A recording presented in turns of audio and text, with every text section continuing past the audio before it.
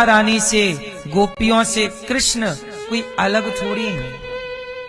आप कहते हैं कि अलग है, आप कहते हैं रो रही हैं। अरे प्रेम में रोना भी अच्छा होता है। भगवान सामने होते हैं बिहारी जी, और बिहारी जी के सामने खड़े होके भक्त रोते हैं, प्रभु के लिए रोते हैं। उनके रोने का एक मजा है, सुख है, आनंद है।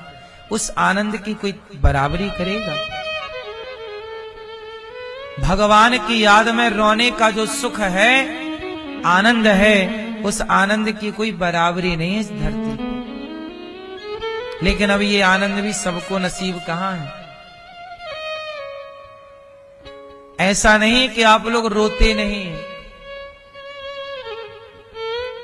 ऐसा नहीं है कि आपको रोना नहीं आता।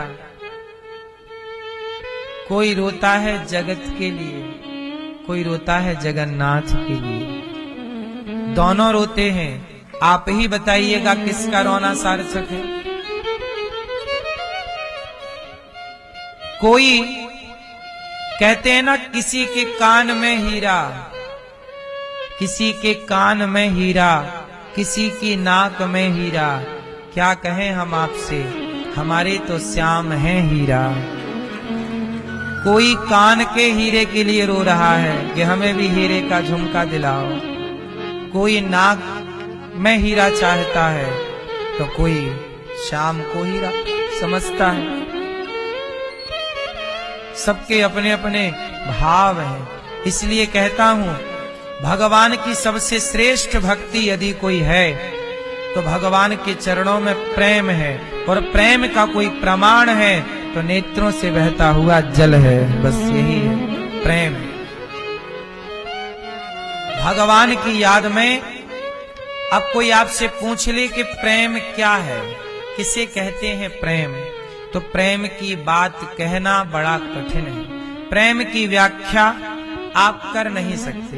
बड़े ज्ञानी से प्रेम की व्याख्या करा लो, किसे कहते हैं प्रेम, तो सच बताएं, प्रेम की व्याख्या है शब्दों से परे है प्रेम। कुछ चीजें न मैया शब्दों से परे होती हैं। जैसे भगवान शब्दों से परे हैं, शब्दों से परे, अतर्क, राम अतर्क है। शब्दों से कोई शब्द नहीं है जो शब्द राम को, भगवान को बांध सके। 52 अक्षर, 26 अक्षर में इतनी ताकत नहीं कि वो भगवान को परिभाषित कर सके। जितना कहा